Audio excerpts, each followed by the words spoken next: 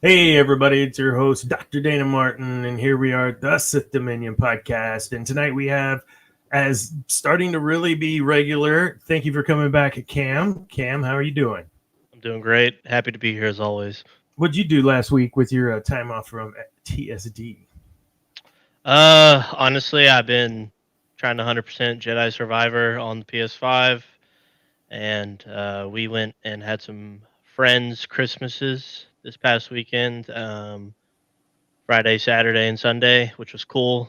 Trying to establish our own kind of like traditions with friends, like outside of family. So that was cool.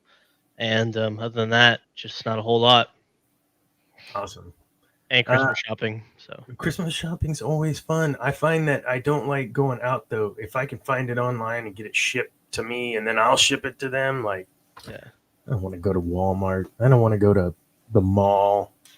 We made it to the very end. We were about 95% done. Just had to unfortunately go into a couple stores for the last bit, but it's all good. We're done completely. Everything's wrapped thanks Oh to heck my yeah! lovely wife. So um We had 12 days till till Christmas Eve. Yeah, shoot, less than. it's coming up quick. I gotta hurry. My daughter, who sometimes pops in and watches, I'll get it wrapped and sent. I promise. Uh, I was out of town last week in California. It was really awesome. I thought I might do a live on TikTok, and I did not because I was exhausted. And then it got delayed the flights back, and was I even going to make it home? And so you get up at, for me it was 4 a.m. to get to California. 4 a.m. I get on a plane here, I fly to Dallas, and then I fly to San Diego, get into Carlsbad, and it's like 2 p.m. I have the whole day still. So I go into the office, I work about 6 o'clock. I'm like, why am I tired? Well, because it's 8 o'clock and you've been Yeah. up since uh whatever 4 a.m. Well, but really you've been up since 2 a.m. this time. And yeah, I slept 9 hours that night. It was glorious. Oh man. Glorious. I didn't have my CPAP with me though, so I could have died. Oh No, it was a great trip. I love visiting California. I've said that before. Nothing against Californians. Just I prefer my Texas. So amen.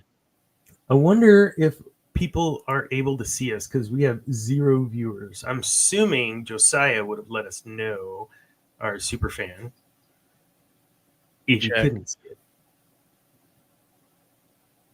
So this was all kind of wonky. I did not have time to set this up. So Darth Zane, David, jumped in and set it up. So I hope it's gold. I hope it's golden. Oh, we got one viewer. So yeah. My wife should be watching. Let me tell Oh, you. it just popped up just now on Facebook. So it looks like it's just a little slow getting out. No worries. So had a good time with Zane this weekend. He came down. We went to Santa's Wonderland. And Oh have you nice. been to Santa's Wonderland? We have been multiple times, and when we were driving to Katy on Saturday, we drove past, and we were like, "Glad I wasn't there this year." Oh goodness. Well, yeah, we went. I didn't. So apparently on the calendar, when you go to look for what day to go, it has like blizzard or whatever for the day if it's a bad day, and then it's Yeah. light flurries if it's a light day. I just my son, Zane's like, hey, I want to go. This is when we're coming in. I got the ticket, whatever. And yeah, like an hour just to get into Santa's Wonderland, like standing in line to get into Oh, Santa's Wonderland. But it was fun. We did not get to do the hayride, which is the best part of the whole thing. oh yeah, no Uh, doubt. we'll do it again in the middle of the week. That's what college. They get out. They don't do anything for a month. I miss those times, but I worked, so I was kind of there. Yeah, I always worked over the holiday. Always. I was in retail for a while, like Shepler's, if you're familiar with that Western store. The problem with that, when you come from West Texas and now you're in Austin and you're working in a Western store and now you have some cash, what do you end up doing with the cash but spending it all in the Western store with your discount?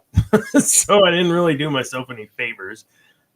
did you work retail or I restaurant? worked re- I worked retail for a while. I worked at the bowling alley in town, Hmm, if you're familiar with that, and then I went and worked at the university.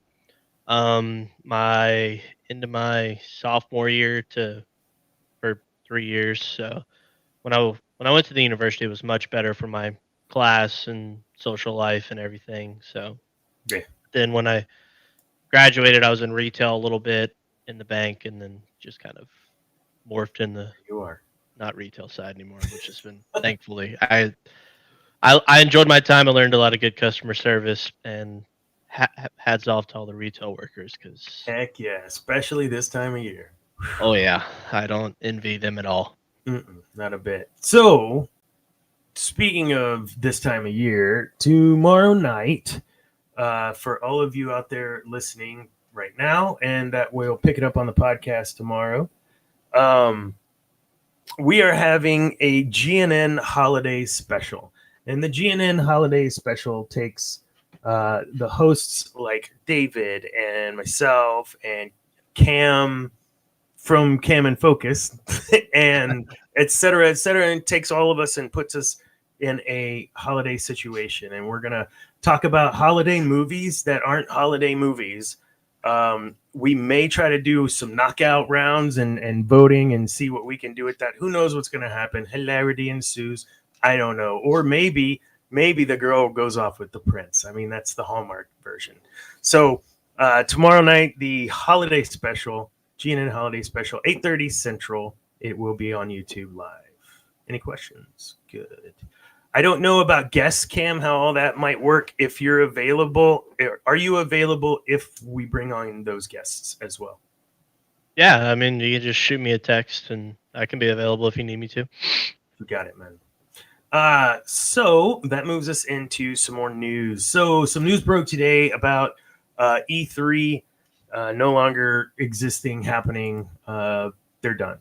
And we were going to cover it, I think, in GNN, but it really, over the last few years, has lost so much sizzle. It just isn't really, I think, worth covering. But we'll talk about it in the show today because there are some things that are very interconnected in how we grew up. And as we were talking in pre-production here right before the show, that, these things like E3 were super impactful to us growing up and being exposed to this huge community of awesome developers and artists and people and vocal actors and whatever, all coming down on these big video games or these new platforms. And here comes the Xbox. Oh, I'm out of breath. So take over, Cam. How was that growing up? E3. What was all that to you? It was, I mean, it was a big part of how I learned a lot of things, like in gaming. I mean, I've been a big gamer forever, and I mean, it's sad to see certain things that I mean you grew up on pre social media era where like today apparently Insomniac's got hackers that want to leak the Wolverine game. Like you just like back in the day it was so much there was less leaks and you just learned everything like when it came out or trailers came out on YouTube and other big events and I mean it's sad to see kind of the gaming world kind of taking such a huge hit like this. Yeah. Yeah, we were talking before about there was a channel that I used to watch just like right at the tail end when I was in college and started out called G4, and they would do this incredible coverage of it. There's some was it Olivia Munn came from it? No, somebody came from there. That's a huge actress now. Came from that show as well, but or from that channel. But I mean, it would just sit 24 hours because they would run the replays at night, and I work during the day, so I get to see at night, watch everything that happened the previous day. And at the time, I was working for Dell, and so there was always the are they going to use this processor in the Sony, or are they going to all these just Yeah. geeky nerdy things, and that's when those things were revealed. And now they have their own parties, right? Yeah, I mean, you know about it before it even comes out. Like, I mean, it's just kind of modern day journalism combined with social media. It's hard to keep things under wraps. And I think the cool thing about E3 that yeah, I know we had mentioned before, like cons are becoming more popular, but like E3, like you just didn't get like I don't think there's going to be as big of gaming events where like every big name is Mhm. at one singular event. You know what I mean? And it's kind of sad that gaming's taking that big hit. I mean, it all started because of COVID and Yeah. other things behind the scenes that who knows more will come out, but I don't And the know. thing I want about E3 too, above and beyond the cons, is that it was a trade show. I mean, it was these developers or these manufacturers getting together, talking. This is like the place, the melting pot to get us those fantastic games that we all play. Ubisoft. My daughter and I were talking about Ubisoft, and I don't know, I can't remember the name of the game. Shoot, the point is, she was telling me about this new game, blah blah blah, and it's kind of like this mixed with that, and every one of those games was an Ubisoft game. It's like, oh, okay, so it makes sense, it's Ubisoft. But how do you get to that point? E3. You were talking about Game Informer. oh yeah. I wasn't a subscriber, but so like, what was that about? Did you get So like game codes in there too, or? kind of. I mean, it was part of like back when before GameStop became the evil empire, which could be an episode all within itself. Um, I like it was just one of the pros of like having I think the pro membership. I think it was. I don't know, but I used to love going to GameStop as a kid. My GameStop in my hometown was just in the worst parking lot known to mankind. Had to be in a flood zone. Don't know how it was able to be established, and it was just awesome. My grandma would take me for early day releases, and I would beg my cousins when they learned to drive to take me to midnight releases, and I'd get it, get the Game Informer there. I'd get it at home, and I would just spend hours just reading it, learning about new games because I was a big PS2, Xbox 360 kid, and so I was like, with the Xbox, PS exclusives, and then Wii and all of that. It was just so cool to have it all in one magazine. Heck yeah. Big physical media guy, so um, I wish something like that was, excuse me, still going on, but I can't support GameStop anymore. The evil. That's another show on another channel. Oh, I got plenty to say. uh, Hey, what's up, Andrew? up, I Andrew. it was shoot, I just lost it. I got sidetracked there. Anyhow, so yeah, I find myself in GameStop now, but I'm not looking at games. I'm looking at like pop figures, or I've just been introduced to the Gundam builds, like where you can build the Gundams Oh they yeah. snap together or whatever. Like those are super cool, and they're kind of 5 inches. They're not super big, and man, so I find myself now going in for a totally different reason, but still within geekdom, right? Yeah, I think GameStop has the new Captain Rex, and I think it's Krell, right? The Jedi that didn't have respect for clones in the Clone Wars. They've got some big dual pop Oh wow! event coming. I think it's only in GameStop, but it's Captain Rex, so it'll probably sell out before Is you it can even.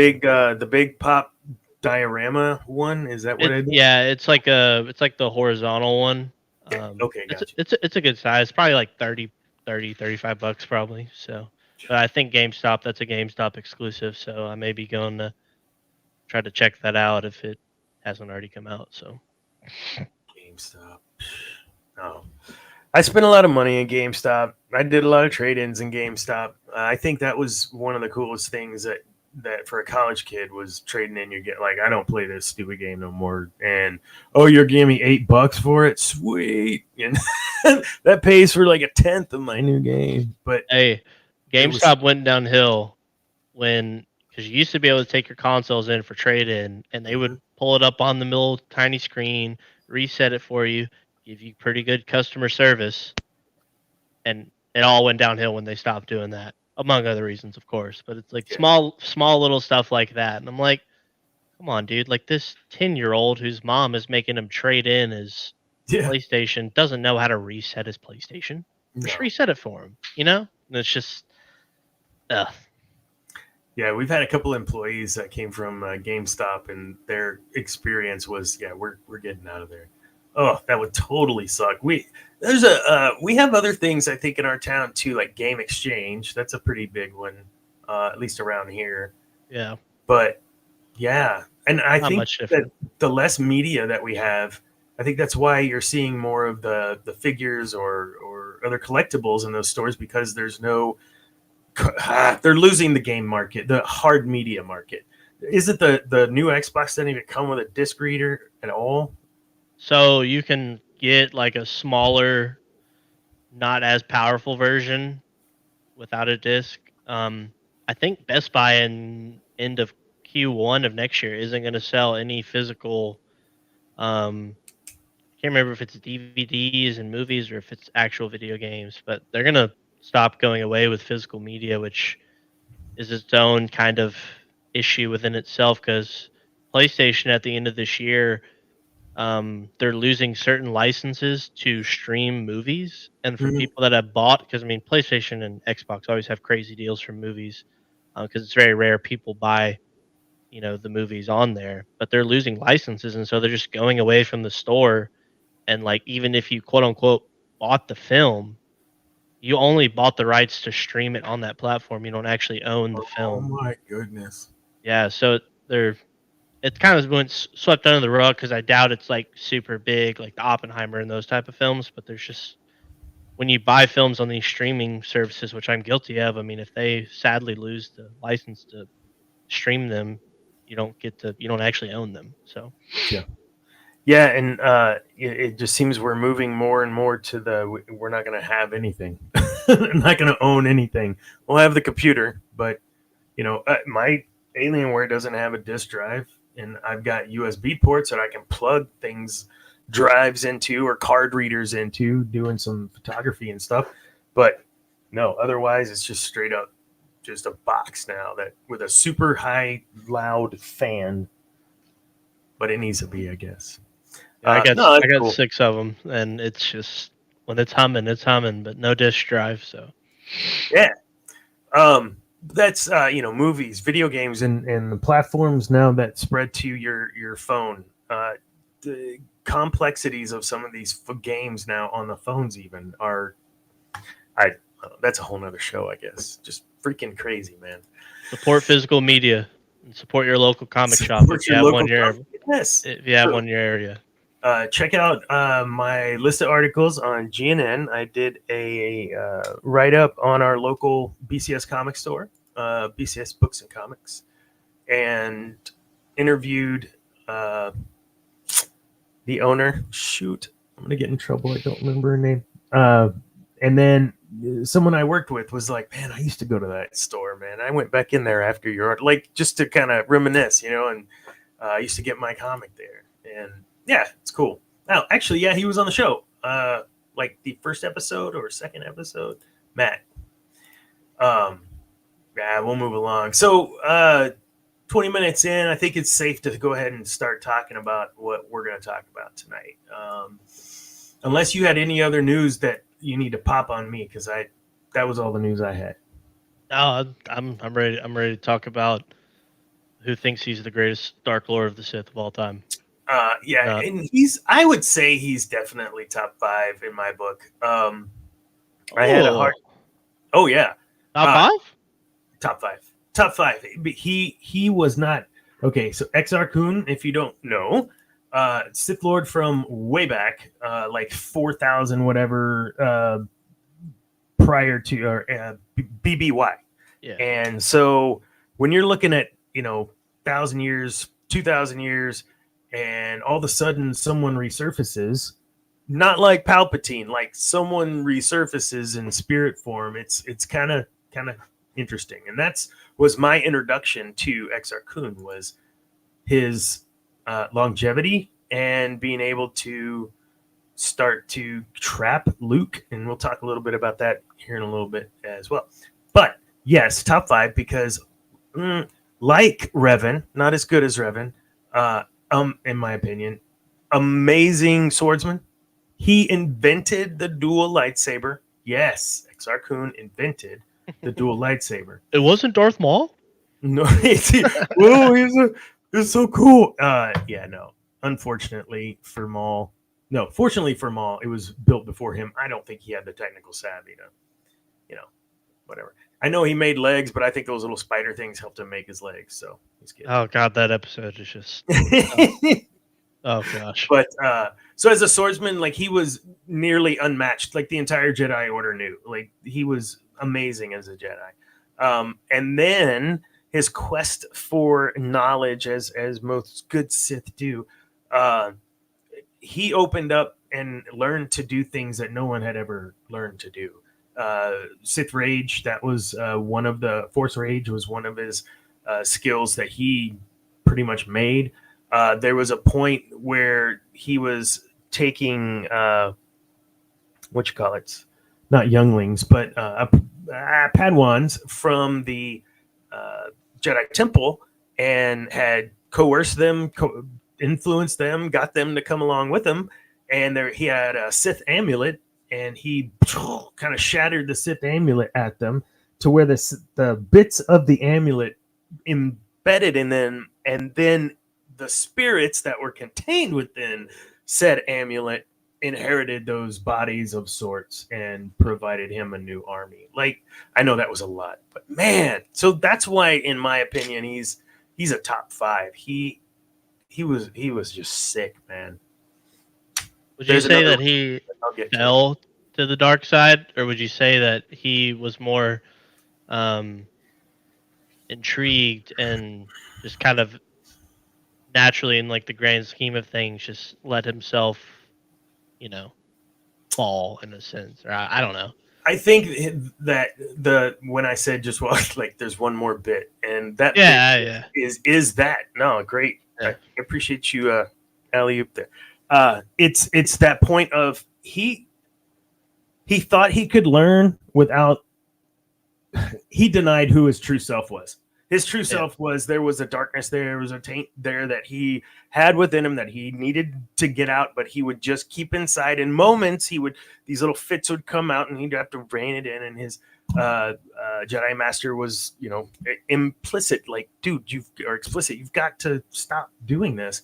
But ultimately, yeah, no, he didn't fall. I think he was easing his toe in, and then all at once realized, oh, this is who I am, and I'm just not going to deny it. And he kind of had to survive too, I guess, from what I read up on too. So, yeah, he is a survivor. He's oh, hey, what's up, Darth Zane? Hello, Darth Zane. It's not letting me respond to you in chat. I was trying to text, but it's okay. Somehow Exar Kun returned. So he fed off of the life force. So the reason that this show is called "'Twas the Night Before Yavin IV," I have a theory that there's nothing to back this up. And maybe I'm just romanticizing Yavin IV because of the they revisited Yavin IV in the book series, the X-Wings book series, and that's now Legends. And I think it was in that series. So they go back and they're touring this old temple, which was Exar Kun's temple. Like that's where they built the rebel base. What? Like, yeah. So they're revisiting the temple, and you see etched Porkins and whatever, all the different pilots etched their names. Like that was their bunk. That's where they slept the night before. Luke, in his presence and the presence of more force wielders, force sensitive people, is what kind of stirred him. And he had the ability to kind of sustain his life by withdrawing off of their life force. But ultimately he needed a body. And there was no way he was going to get a body unless he was going to be able to get into the force users, such as Luke Skywalker. The greatest of all time. Yeah. So I gotta pull this. I want you to talk about this because I want to share it. I actually do really like this. So give me a second here. All right. Kind of like you said in the pre-show. Imagine you preserve your spirit for thousands of years, and the one force wielder you run into when you awaken is Luke Skywalker. Yeah, who is one of the greats of all time. He's top three, but he's not two or three for sure. Who's your top two? Hmm? Who's your top two? It would be Luke, and then I mean, I would say if we're head canony here, full potential Anakin probably, Mm. but I would also say that I mean maybe maybe Yoda, maybe Revan. I don't know. I'm a Luke fanboy. I can't deny it. So he's kind Fair. of he's the bar, and everyone else is just kind of beneath him. I'm trying to zoom into the bottom here. You can't see it. Oh my gosh, it's not gonna. I don't understand. Like it's the best part of the whole thing. I know it's so good. I'm just terrible. So it says, think of yourself as a door. The wider you open, the more easily the force flows through you. Some people just start out with their door a bit more open, but any door can open wide. And Cam shared this with me, and I love Luke Skywalker. I just he got a lot of hype behind him, and I just don't know him. But I that was like perfect. It I know was it's so good. such a great explanation of the Force and overall kind of why I feel like the Sith kind of uh, fall per se because they see. I think in the overall grand scheme of things, I always felt like there cannot be light without the dark, Right. and I feel like the Force itself knows that, right? And I feel like I mean, kind of like Palpatine told Anakin, like some people just can't. I feel like the Jedi have a pretty narrow view of the Force, Mm. and I think it's. I know in Legends that Luke kind of encourages some of his students to kind of give in to pull on some facets of the dark side. I don't know all about it. That's just kind Mhm. of what I've heard through YouTube and stuff. But I'm interested to see as I read more of the books, kind of how he manages that. Because I think there's one. I know we're getting super off topic here. My bad, No, but no. I know like there's some things that happen where I can't remember her name, but um, Luke has this. It's with Darth Cadus and all of that, where Mhm. Cadus actually murdered. I think Luke's son, possibly, but he thought it was the girl, and I think there's just one Mhm. of the facets of moments where Luke actually gives in to anger, i.e., the dark side. And Mhm. I just feel like it's so much more of a reasonable view of the Force, but that's just another episode and all of that. But yeah, I no, yeah, and you're absolutely right. It is a whole nother episode, and I do talk a lot about it. Pardon me, on my TikToks, because it is something that I find interesting. And no, I don't hate on the Jedi. That's not. I just want people to understand that in order to uh, you have to have balance. I think I prefer the Sith outlook. I prefer Mr. Miyagi. He's not saying just light, just dark. Mr. Miyagi says you have to have balance in all aspects of your life. And so if you're not going to listen to me and you're not going to listen to Sith, listen to Mr. Miyagi. I mean, come on, Daniel LaRusso. He was amazing. Um, Sith are so much more relatable, and I feel like we are all kind of naive if we think that if we weren't in this world, um, and even our honestly, even in our current world, we quote unquote have feelings of anger, resentment in our everyday lives, and that is kind of in the grand scheme of things what force wielders have to deal with as well. So, I mean, how many times do you walk through a grocery store sliding glass door and use your hand to open it? all the time. There's All honestly the even time. sometimes where I'm sitting on the couch and I'm just like holding out my hand like this, like, what if it happens? What if it happens? You know, I'm just like, what, like imagine it happens. No one's gonna believe me because I'm never gonna be able to do it again. But imagine, so Yeah, and tell me you have not tried to force choke someone or oh, use your Jedi mind trick. Just like you just know. yeah, we had you remember the lightsabers back in the day when you from Walmart and you had to like throw them out for them to extend and Oh all that. yeah, Me and my cousins had all those, and we'd have our own duels on Mustafar and on the hay bales at the farm and on the ground, and would one of us would force push and we'd you know what I mean? And yeah. oh yeah, if I'm all in.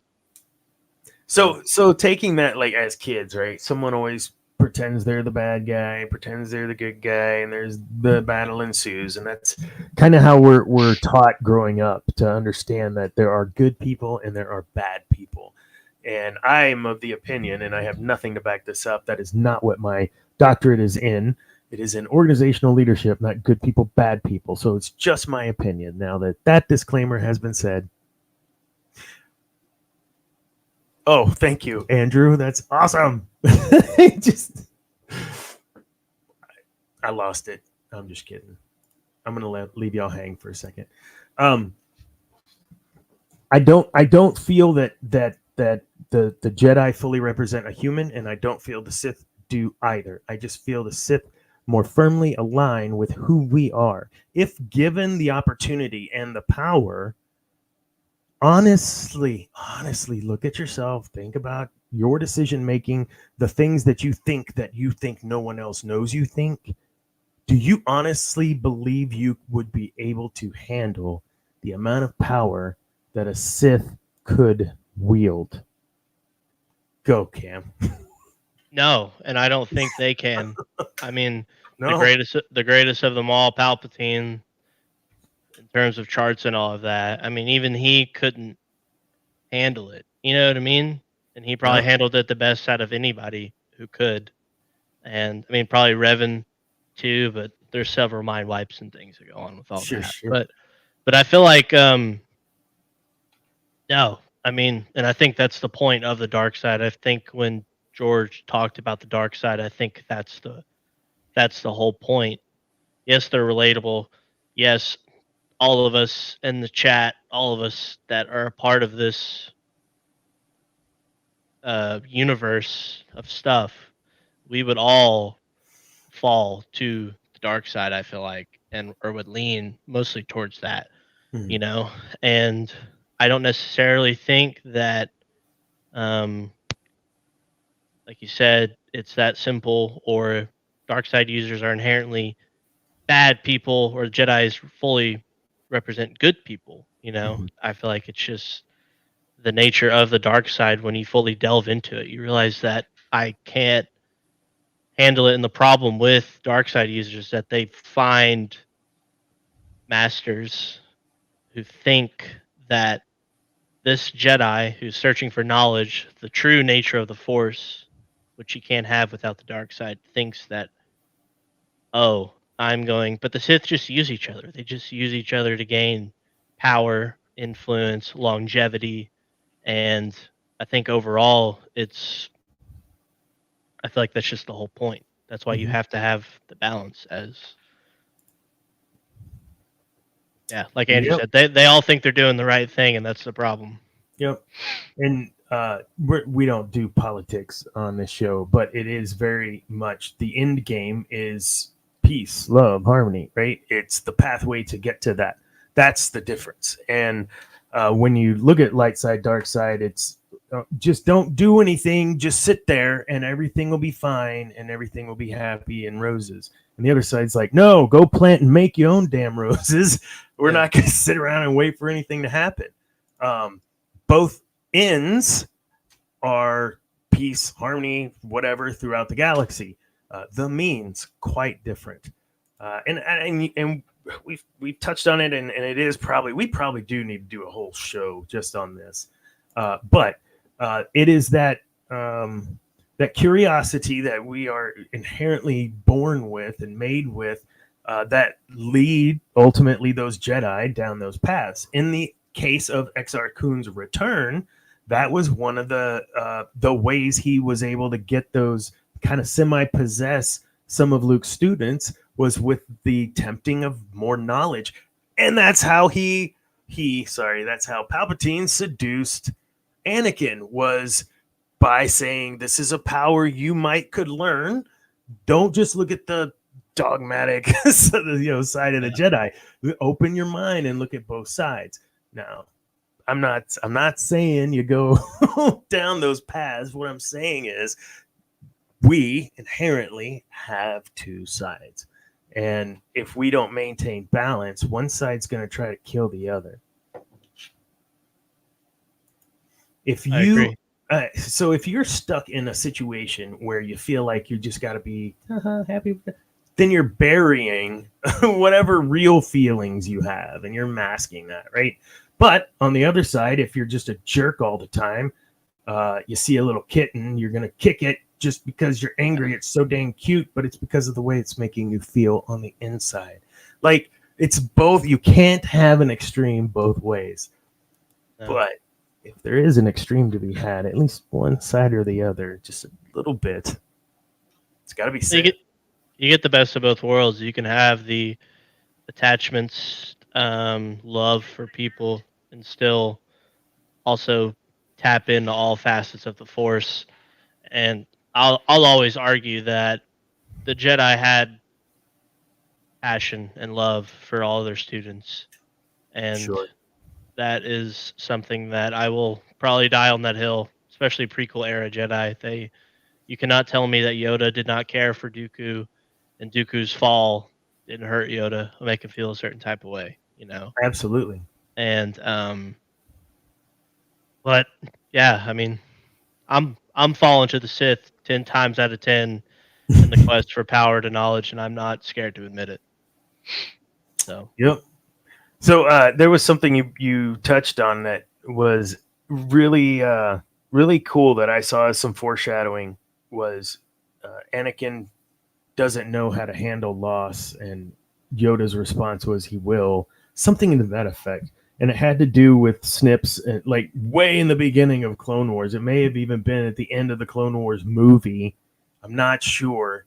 And I don't know if that rings a bell to you or not, but that would insinuate that the amount of foresight that Yoda had through the Force years down the road that he could see.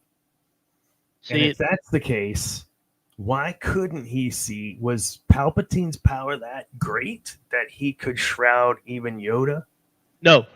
So I got a great take for this. Okay, go. I really have a good take for this, and I can't take credit. I saw it on Star Wars meme, but I think it's great, and I'm gonna try to search for it while Heck I'm yeah. talking. I think it's an actual quote from Dooku, but I could be falling to, let's see, The Dooku quote dark about side Yoda. of misquoting. Yes. So hold on, I think I found it on Reddit. Oh, here it is. It's from a book. Let's see. It is. Some people are saying they believe it is the Book of the Sith, but it is an actual thing. So this says the Jedi Order's problem is Yoda. No being can wield that kind of power for centuries without becoming complacent at best or corrupt at worst. He has no idea that it's overtaken him. He no longer sees all the little cumulative evils that the Republic tolerates and fosters, from slavery to endless wars, and he never asks, why are we not acting to stop this? Live alongside corruption for too long, and you no longer notice the stench. The Jedi cannot help the slaves of Tatooine, but they can help the slave masters. And he's talking to Sidious at this point. So, while yes, I do think Sidious's power was enough to shroud most of the order, I feel like when your CEO at the top, right, everything stops with him. If he's so, well, it's worked for 750 years or however long it had been at that point, like it's always going to work. You know what I mean? And I think that quote by Dooku encapsulates the issue with the Jedi of the prequels and kind of the Jedi in general. And I think Yoda realized that, like, I mean, we all watch Revenge of the Sith, and when we start getting to that third act, and there's each moments in the movie where you're like, oh, why'd they tell him that? You know, Yeah. when he goes and confides to Yoda, like Anakin's doing what he's supposed to do, and he's not being fully honest with Yoda, so it's not all on Yoda, but it's like he's doing what he's supposed to do, but Yoda's like, fear leads to Anger. something, Yeah. anger leads to hate leads to the Stuff. whatever, yeah, and all that, and like, yes, I feel like Palpatine's influence was way more on the Senate side of things Mhm. versus the actual Order. I feel like the Order was just too naive because of Yoda, and they were like, "Well, we're just gonna follow with whatever our leader's saying." And yeah, I mean, like Andrew's saying, Yoda was just too set in his ways. I So, kind of and while you're talking through that, I am reminded of Return of the Empire Strikes Back, where he gets a little like pissy with Luke and pokes him. He's like 900 years of training Jedi, whatever. It's like, oh, you're a little full of yourself there. But it didn't click then, and literally not till you went through this about Yoda, where even then he's high on himself. yeah. Man, I hate that's to I hate to say it, but I feel like that one movie that I don't want to talk about, that is the one scene with Yoda and Luke. I think if that's the one part Ryan Johnson gets right, I feel like he kind of got. And to be fair, I've only seen it one time. I could be kind of misreading with what I remember from 6 years ago, but I feel like Yoda finally understood, right? Mhm. And but it was kind of too late. And But his understanding, and this is the beauty, I think, of the Force and the Force flowing through the universe and through everything, and is the ability to learn how to communicate with those past, and so Yoda had the ability to impart wisdom once again to Luke, yeah, because of that. Qui-Gon leading the way with that. Get it, Qui-Gon? Uh, and shout out to Qui Gon. shout out to Qui-Gon.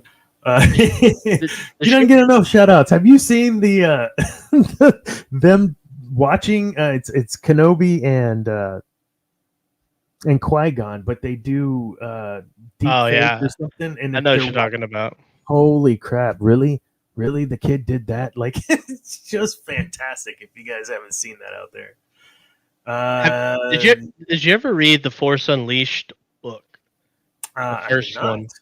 So I mean, you played the game, I assume, or probably Yes, I did. Zane. Yeah, I mean, and so you remember when I think it's the first one when Starkiller goes to Dagobah to go into the tree. Mm-hmm. So apparently in the book, and I read an excerpt from it, I still want to read that book.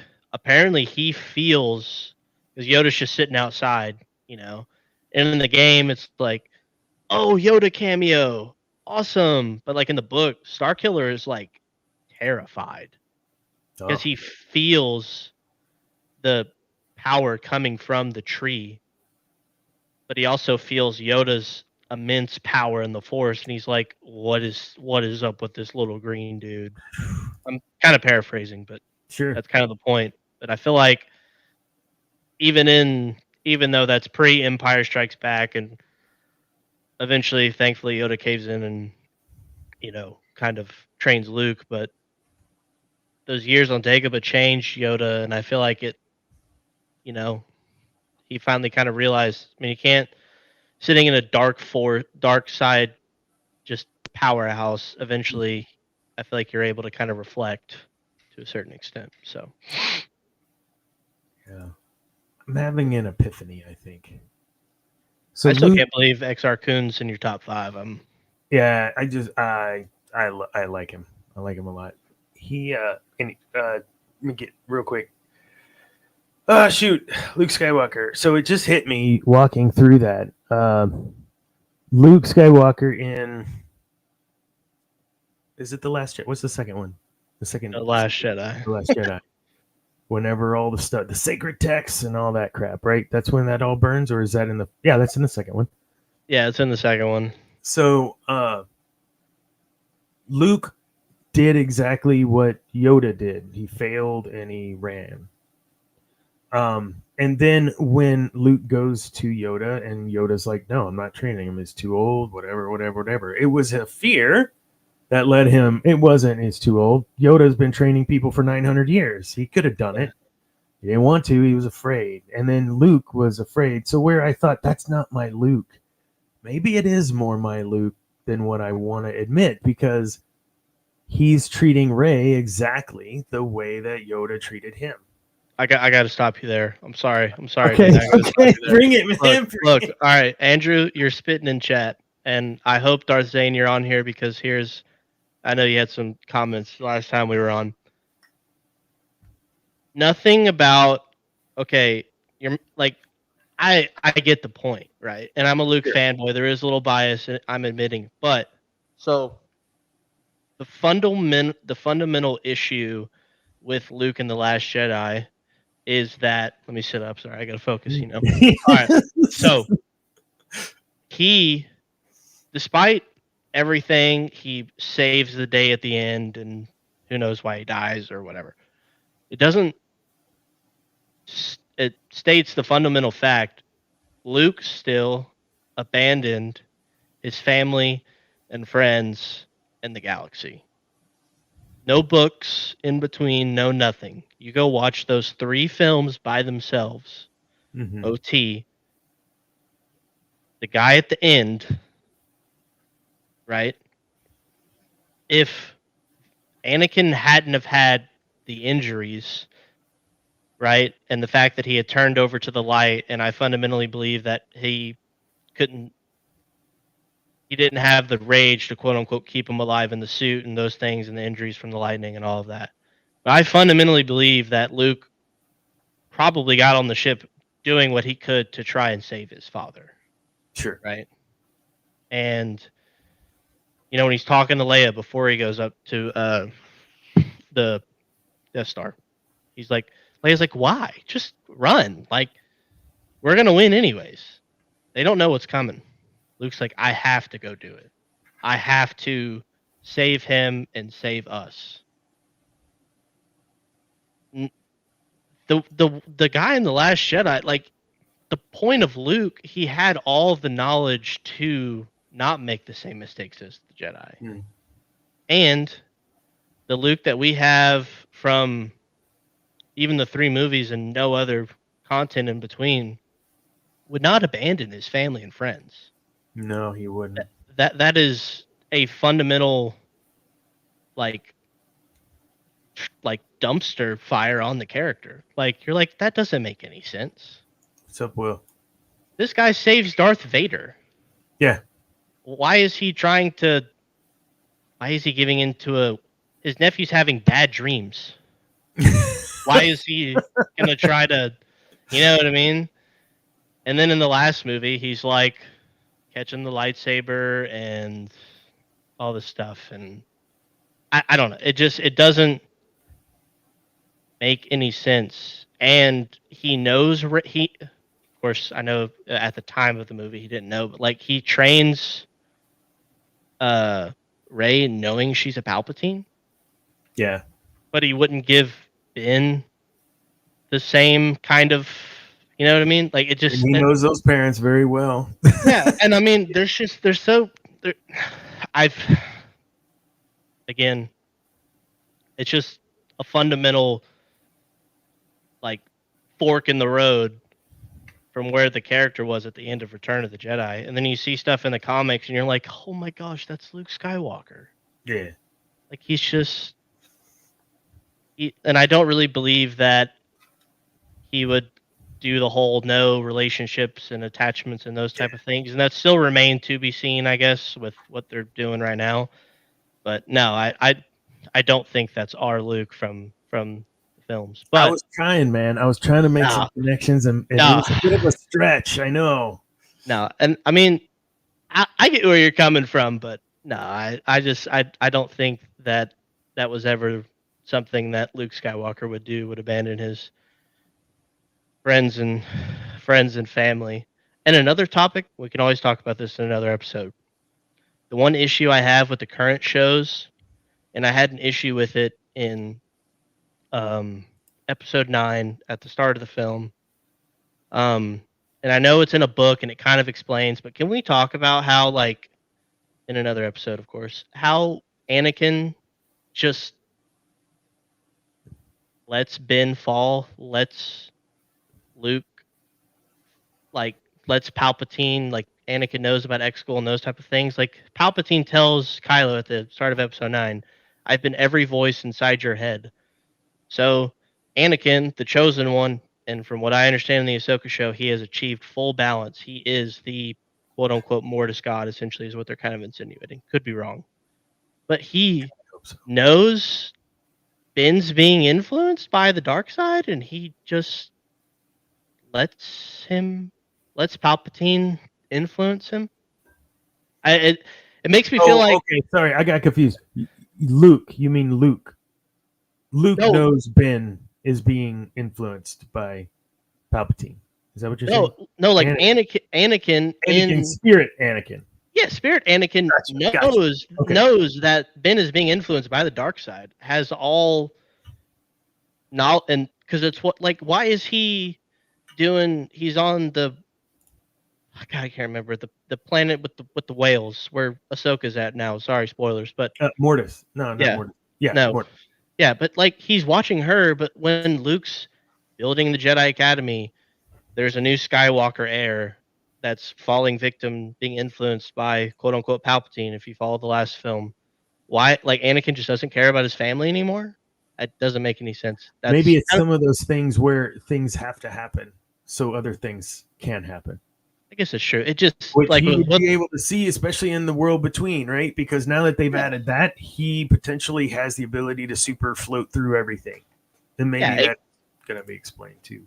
Yeah, it like with what they're doing right now. I mean, I'll always take more Anakin content, and I love that they're doing all they can to make things make sense, because there's nothing better than when stuff makes sense. But that's always weird with what they're doing now. But that's another topic for another day. Tony, I got like 4 episodes idea. I'm telling you, I could just go on all day. So while we're talking about episodes, next week is, I gotta look at the calendar. The 19th, the 26th. I don't know if we will or will not, but I think we will the 19th. That's next week. I think we're gonna crack open and we're gonna talk about Anakin, but we're gonna be very specific what part and timeline piece of Anakin we're going to talk about, because I don't want to go crazy on one show and we touch on 18 different things. You know what I'm saying? We're going to try. I was telling my wife, I was like, I'm going to ask him. I was meant to get to it in the pre-show or after, but I was like, when are we gonna talk about? So this will be our 20th show. So I thought, why not celebrate the 20th show with little Anakin? Or are they the same person? In the end, Anakin is the chosen one. He's the one that can do it both. That's true. He was offered the position, right? And he turned it down, and now I think he's there. But I can't wait to see how they do all that. Did he really turn it down though? I think maybe he said, "Hold on, I'll be back." Let me go. Hey, let me put in my 2 weeks over here. Hey, it's kind of like you said. I mean, the Force knows all, and the wills. I don't know if that. I don't know if that's a thing they're still doing. I know that was an idea George was doing, but maybe it's kind of a thing that the Force knew was going to happen, and I mean, truthfully, some of the greatest Jedi we've ever seen have fallen to the dark side at one point. What were we just talking about? Do you think you could handle that amount of power? I just no. I'm not holier than thou. Like I know. Like no way. I agree. 10 out of 10. That's why I think Obi-Wan is a top. Probably we were talking about tiers earlier. To be another good episode too. That I would love to get in, because I got to figure out where Exar Kun's in your list, because there's just a lot of other Sith I'm thinking about. But I don't know. And we said, he killed what's his name too? the spirit of Rita Nad. Is that his name? yes. Yeah. I was about to say Nar Shaddaa. No, that's a planet. Yes, thank you. He destroyed his life force. The guy is amazing. I mean, he's no Vader, okay? He's no Vader. He's no Revan, but I mean, he's up there, man. He's good. I know I missed the Revan episode, but I would love if we ever circled back on him because I think he's probably one of the greatest, probably if not the greatest Force wielder of all time in terms of his light and dark kind of achieving what I would consider to a certain point at one time, maybe full balance. So yeah, and let's not forget the dual lightsaber. I mean, thank you, Exar Kun. So we can wrap up him. We kind of got off topic a little, like we always do, but at the end of the day, the guy, what makes him special, I think, is the duration. Right? It took so long.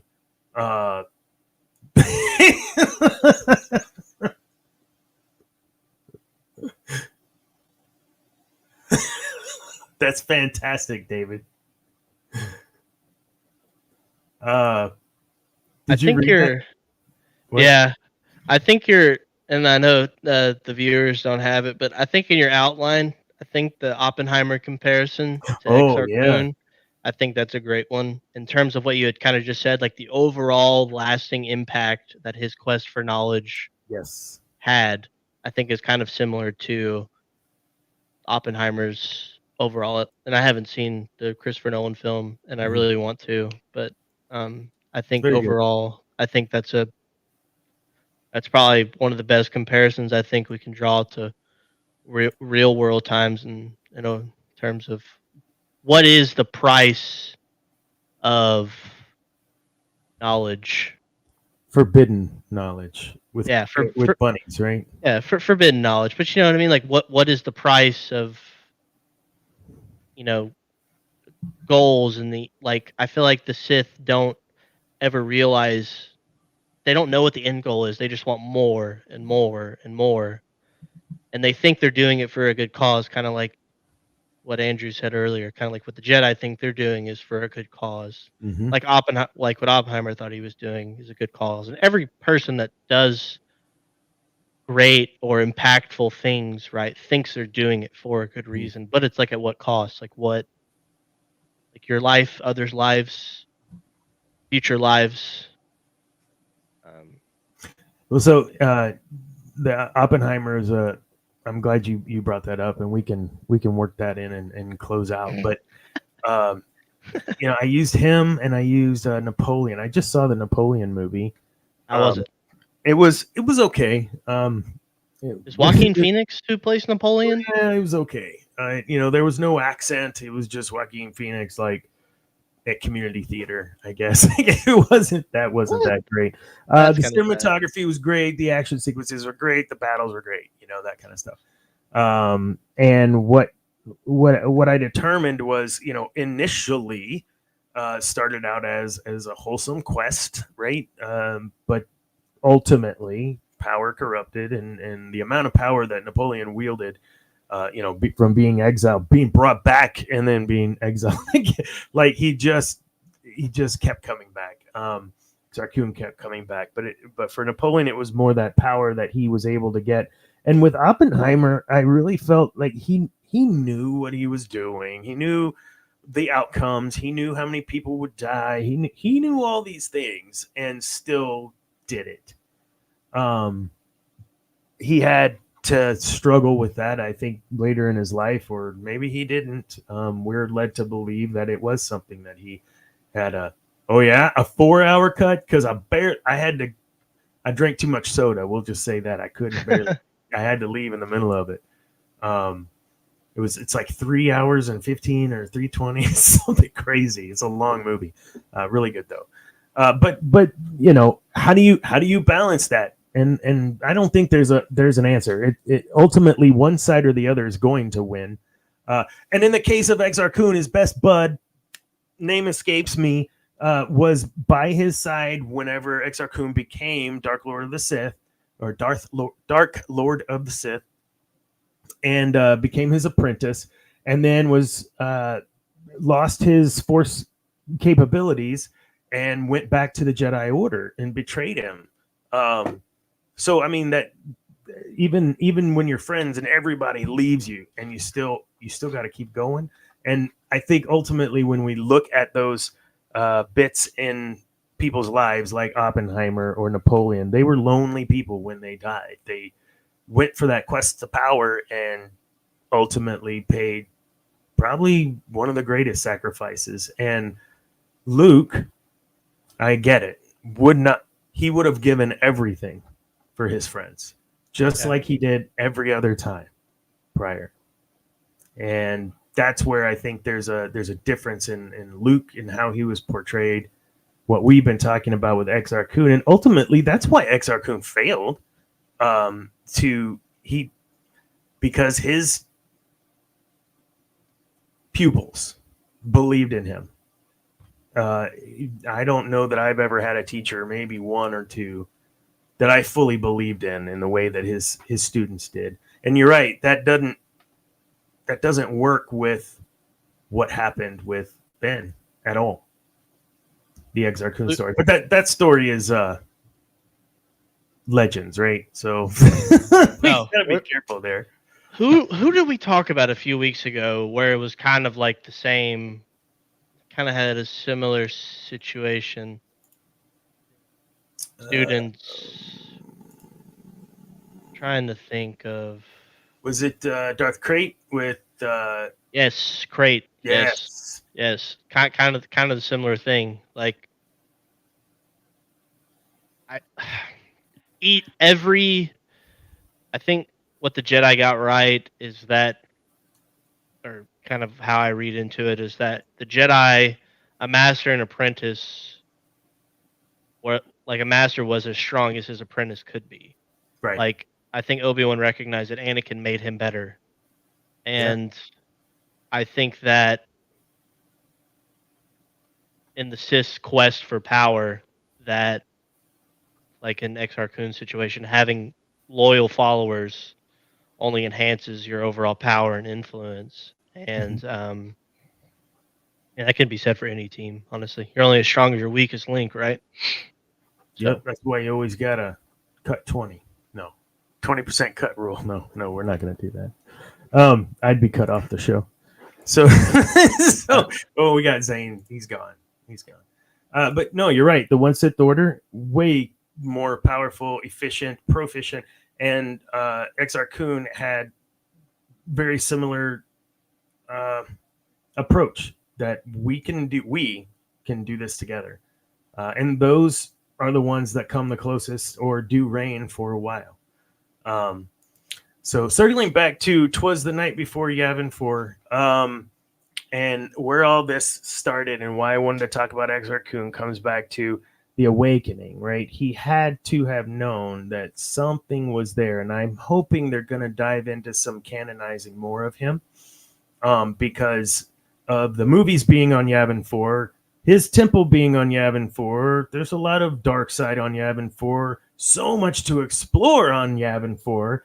So let's hope that maybe next year at this time we'll be talking about 'Twas the Night Before Yavin 4, and we have some new content about all of that. Well, there's good content, with, like you said, Yavin 4. I mean, maybe with the Rey movie, I don't know what's still going on with that, but maybe, she establishes her base or her temple or whatever on Yavin 4. Or, maybe there's a lot of content that they can use, despite what Lucasfilm leadership wants to say. And I think that there's great ways that they can tie in beloved, established, well-developed characters in a way, and do their own spin on it. Even though you'll never be able to be as good as a book or maybe even a comic per se, but there's a lot of areas they can explore. And like you, I mean, I want them to do whatever they can to keep giving us more good Star Wars content, because nothing better than when Star Wars is good.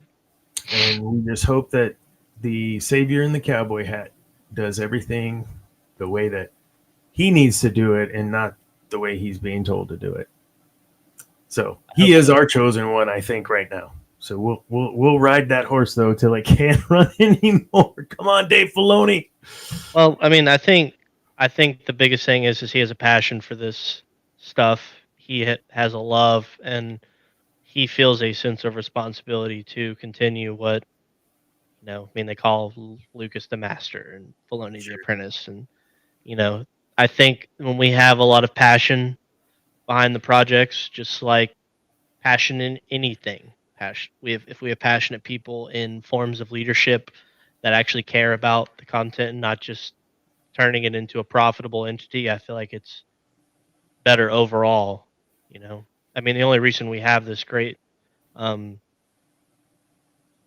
IP is because you know they thought that Star Wars was going to fail, and they were like, "Yeah, we'll release your movie, but you essentially get all the toy rights and rights to make the second film." And Yep. then it's a smash hit that no one's ever seen before, and then they're like, "Oh man, we have Star Wars." I think it was like, what was it, 20th Century Fox or whatever? Yeah. I can't remember. And then they're like, wait, this is his stuff actually." So Whoops. you know, I think if we can get more passionate people in forms of leadership and not just people that think they understand analytics and what the fan base wants, the fan Mm, base can feel your passion and your love for a project that you put out. You know, absolutely. no matter what they want to say or that we can or can't not. So Absolutely. Well, thank you, Cam. This was again, it's like, man, it's just us two. Are we gonna be able to carry this one? Oh yeah, we carried it. Good oh, job. I've been looking forward to this all day. I look forward to this every So Tuesday. what was it that you said? Hold on, I gotta say it in the voice too. Where is it? I said, hey, it looks like it's just gonna be just you and I tonight. And he said, I've been looking forward to this. I'm telling you, I tried to send you the Dooku GIF, but like every time I copied it from Apple, like I sent it to my wife, copy and paste it, try to put in Facebook Oh, Messenger, my like app just crashed, and I was like, "What?" Because I kept trying to do it, and I was like, "I guess it didn't want me to send it." So, twice the pride, double the fall. oh, Oh, Dooku, you are the best. me and Um, uh, me and Josiah showed our buddy the Fellowship of the Ring. He'd never seen Lord of the Rings before. I just think uh, was Christopher Lee, right? yes, Yeah, he's just unlike one of the coolest dudes of all time, and just plays a villain like nobody else ever probably absolutely has. agreed. William, thank you for popping on the geek. That was the Geek Gauntlet. Doo, doo, doo. They are on Saturday. William will be tomorrow live with us as one of the Geek Gauntlet hosts. Everyone on the Geek Gauntlet has their own little corner, whether it's anime or DC or MCU or what have you. Oh, what the heck was this? I don't know what that was, Andrew. I missed that. And I don't know how I clicked that. Sorry, I missed that. I don't remember what that was referring to. Anyhow, we'll have the show tomorrow. So Darth Zane will be on, and from Cantina Happy Hour and MCU Mondays, and everyone else all over GNN will be on tomorrow night, 8:30, right here on GNN on YouTube. And next week we will have a show that we will start to talk about Lord Vader. Let's I go, can't wait. man. It's Let's our let's 20th go. show. So, like, yeah, let's get a whole big crowd of like 8 people at once would be awesome. Oh And, my! and I'm letting everybody I know to tune in. I'm so excited. heck yeah, I might try to bring on a specialist. Who knows? And we'll have some quad talking, some five talking. We'll see what happens. I think it's going to be a great show. This was a great show, Cam. I really appreciate you being here again. Oh, thanks for having me. I love being here. N- Absolutely. Now you got me hyped for next Tuesday. I don't know how I'm gonna be able to make it till then. I'll try I'll to get you the outline like before the day of. How's that? That'll. no, it's okay. No, I'm All ready. right. All right, everyone. Thanks for watching. And remember, kids, peace is a lie. There's only passion. Good night. Night, guys.